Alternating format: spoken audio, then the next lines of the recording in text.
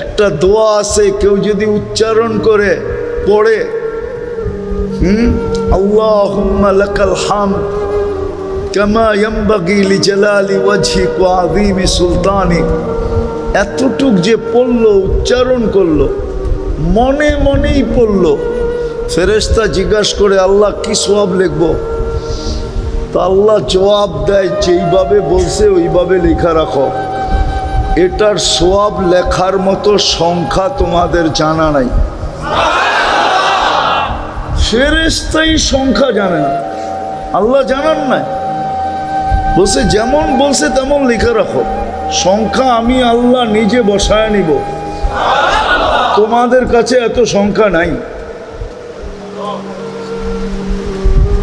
trillion বললেও নাই, million বললেও নাই,